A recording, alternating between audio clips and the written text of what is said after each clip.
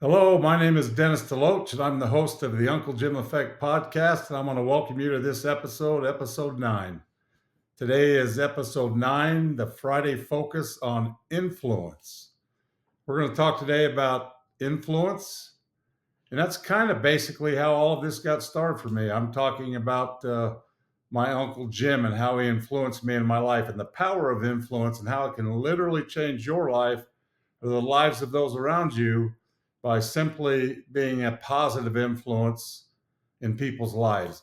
So, first and foremost, I want to thank you so much for taking the time to watch. We're doing fantastic. I'm just so blown away each week by the number of views we're getting and the number of subscribers.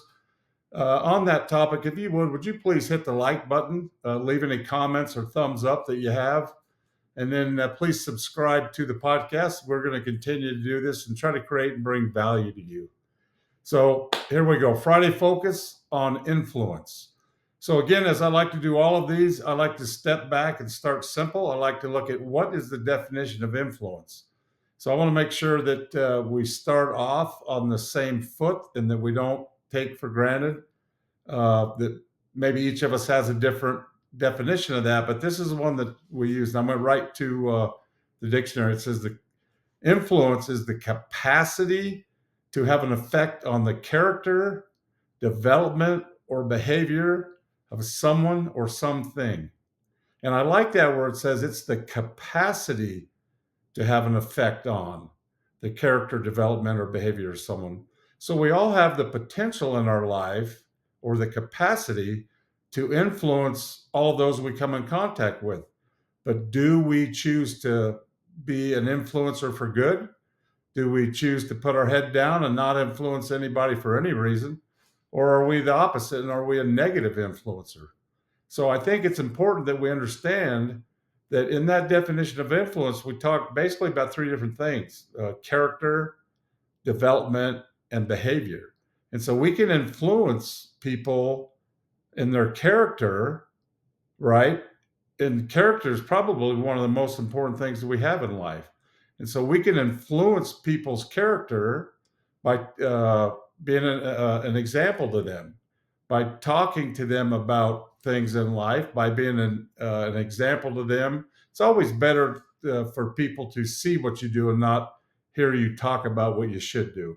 And so I think as we look at the capacity to influence people in their development or the growth that they experience, that then makes them more effective at being influencers to other people, and then their behavior. So I want to take a look at specifically three people that came to my mind instantly when I thought about influencers. And these are people that were not influencers. Let me step back. I wanted to say that it's easy to be an influencer like Michael Jordan. When you're so phenomenal at something, most people look at you and you might not ever have contact with them, but you can influence them just with the sheer talent you have. But I think sometimes the best influencers are those that are the quietest and go about their daily routine and have the biggest influence or impact on lots and lots of people. And I think you'll agree with these three that I wanted to talk about. Mother Teresa. Mother Teresa is a small, diminutive, tiny little lady that lived into her 90s, who was a nun and worked with the poorest of the people in India. And she's one that throughout history, that if she'd had her way, no one would have ever known who she was other than the people she served. So we're going to kind of talk about her just a tiny bit. Nelson Mandela. Nelson Mandela spent, I believe it was 27 years in prison for just his political beliefs that all men should have the equal opportunity in South Africa, and how he changed a country based on the influence he had, and quietly again was in prison. And Mahatma Gandhi, and how he affected the people of India, and how he literally fought for their freedom as a simple, quiet influencer of how people should react and treat others. And so those three people, as we look at influencers, I think those people have literally influenced I say millions of people, probably hundreds of millions of people have heard, felt, or been a part of their story and have changed their life. So I think it's important to look at those three people. Let's look at some of the characteristics those three people have, because we don't want to reinvent the wheel. Success leaves clues. And these three people that we're talking about were successful and tremendous influencers for good in different areas of life. So let's talk about some of the characteristics of these people. There's going to be five specific ones that we talk about. The first one is, obviously, what jumps out to me first is passion. Those three people, the passion they had for their cause or the thing that they were committed to has got to be strong. So to be an influencer in someone's life, what you're talking to them about or trying to influence them, and you have got to have a passion, a burning desire, or that cause has got to be well known, and it can't be manufactured. This has to be something that you're very passionate about, and that people can sense or feel from you, not so much even what you have to say. The second thing of these five main characteristics I see of these great influencers, specifically those three I mentioned, is that they see the God given potential of others. So to be an influencer, we're usually influencing people that need or have the ability to elevate their game or to lift themselves up or to become better or to grow and to achieve more success or results in life. And so being able to see the God given potential of others is such a phenomenal gift that all of us should strive to get, because it really makes us see the value that other people bring and maybe not focusing on their weaknesses or shortcomings. The third characteristic I saw of those three marvelous people that I talked about is they're tenacious. They never gave up. And 27 years in prison, we talked about with Nelson Mandela. That's the definition of never giving up. Mother Teresa, I don't know the exact number of years she spent in the worst poverty in the world with the poorest people in the world, but I know it was decades and decades and decades, and it had to be so frustrating and defeating, and yet she never gave up. And Gandhi, for decades, fought for the freedom and the people of India. And so that's the third characteristic, is to be tenacious and never give up. The fourth one is to have inner confidence, or to know who you are.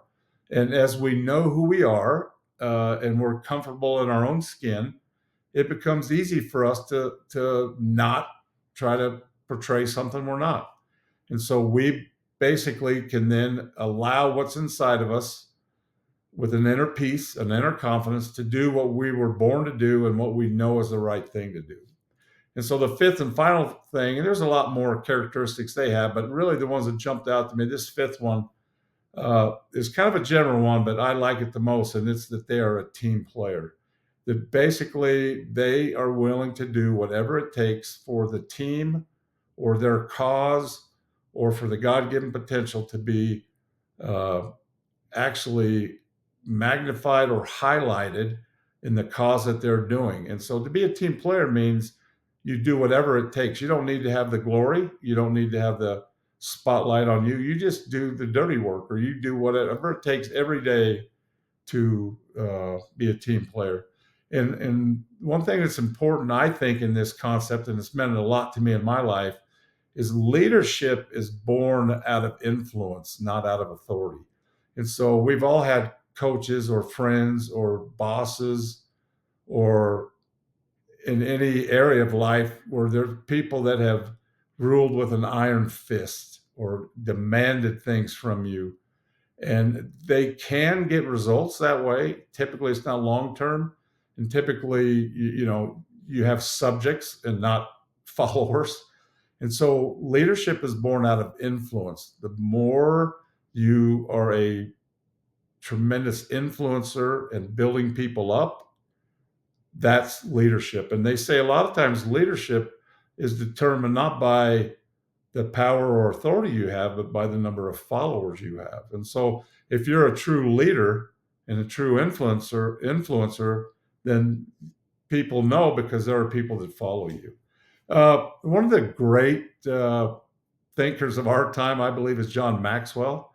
And he's done a lot on the area of influence. And he talks about 7 factors that influence influence. And I want to talk about those a little bit just to see if we can broaden our understanding of influence. Some of these apply a lot more directly to the type of influence I'm talking about. But again, I want to bring this to you and create value to you. And John Maxwell has been a phenomenal mentor to me from afar on a lot of the things he talks about. And the first one he talks about of the 7 factors that influence influence, and apply these in your own life and see how they apply to you. But the first one is character. Who is the person that's trying to be an influencer?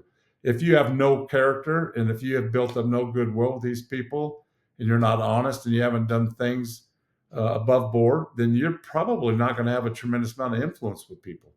And so it's important to have good character and to walk the walk and not just talk the talk. And so character is critically important for people to be influenced by you and to follow you. The second one is relationship. Who are you to this person? Are you creating and building a relationship? Are you not interested in a relationship? Or what is the relationship you have with this person you're trying to influence? Obviously, the more that we can create trust, the more that we can create a relationship that they understand that we care about them, the more impact you're going to have as an influence in their life. And the third one of these factors that influence, according to John Maxwell, is knowledge. The area that you're talking about or trying to be an influencer, how much knowledge do you have in that area? So if you're, example, trying to be an influencer at work and you're a CEO, what is the knowledge you have in running a business, of marketing, of sales, of operations, of all of those things? What knowledge base do you have? Knowledge won't, just because you have knowledge doesn't mean people are going to follow you or do anything for you. But if you have a working understanding and a knowledge of an area, then you have the potential again or the capacity to become a good influencer. And the fourth one is intuition. And that is, what does that person feel, or what do they feel when they're around you? What is it that what intuition do you have in this area? What intuition do you have in just seeing things around you? And then what is it that they have in their mind as they're around you and see what it is that you stand for? The fifth thing is experience. It's hard to be a tremendous influencer in business, as an example, if you have no experience in business or as a CEO or a leader. It's hard to be an effective influencer in marketing in a business if you've never marketed before. And so people want to know, what experience do you have? What do you bring to the table? And why is it I should listen to you? And I think the more experience we have in life, meaning I've made mistakes and I've learned from those mistakes, that to me creates a tremendous amount of experience and or potential or capacity to influence people for good. Sixth, in our factors that influence, according to John Maxwell, is what past success have you had? I understand you're talking about, again, in our example of being in business or a CEO, what success have you had in the past in that capacity? So the more success you've had in certain areas, the more, at least upfront, influence potential you're going to have for these people. But everything in influence is about, what have you done for me lately? So specifically, past success gets you in the door and gets these people to watch you. Continued success, continued leadership, continued focus, and all of these things that we've talked about today will continue your path on to becoming an effective influencer. And finally, the seventh factor in influence, according to John Maxwell, is our ability. What abilities do we bring to the table? And are we able to accomplish things that we set out to do? No matter what we think, no matter what we do, we're all judged by our ability to get results. Our ability to get results is the ability we bring to the table, and that creates the ability to influence. I want to close here and talk about a quote by Zig Ziglar. And it talks about the importance of influence. It's so important. I want to read this, make sure I don't miss any words. He says, you can have everything in life you want if you will but help enough other people get what they want. And so that, when I first heard that quote years and years ago, I thought, that's not true. If I want more money in life, as an example, I have to help other people get more money. If I want more success in life, I have to help other people get more success. And that, as a young person, I thought that I didn't know if that was true or not. And then over the decades I've had in my business life and personal life and social life and financial life, all of those areas of life, I've understand that is absolutely 100% unequivocally truth. That whatever you want in life, the more you help other people get, the more you will receive.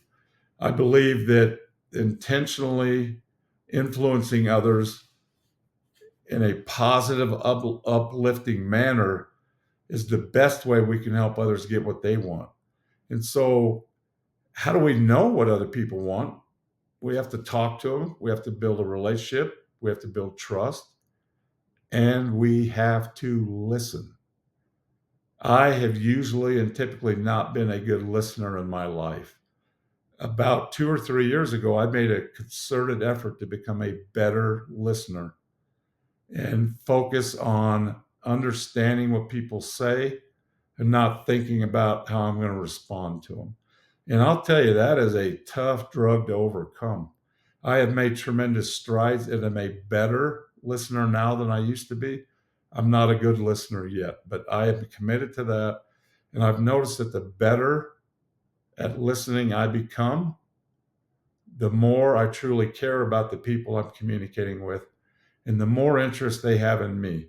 That then creates goodwill for me to understand truly in their hearts, what is it they want in life? What are their dreams? What are their goals? What results do they want?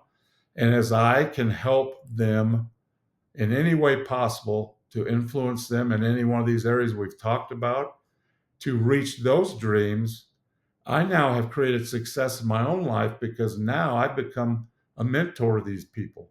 And it is amazing in life when you're doing good for other people, how the areas of your life that you've declared to be 10x goals or areas you've declared to be dreams and results you want, it's amazing how the providence or the universe or Heavenly Father opens doors for you that actually lead directly to where you need to be at the right moment, at the right time for that opportunity. I know it's true. I believe it. I've seen it in action, and I challenge you to live that and to help other people accomplish what they want in life, and then what you want in life will absolutely come to you. I'm so thankful and grateful for you to take the time. Life is busy, and for you to take time out of your day twice a week to listen to these podcasts means the world to me. I commit to you that I'm doing the best I can to present uh, value to you in areas that I have seen change my life and those people that I've served over my many years in life.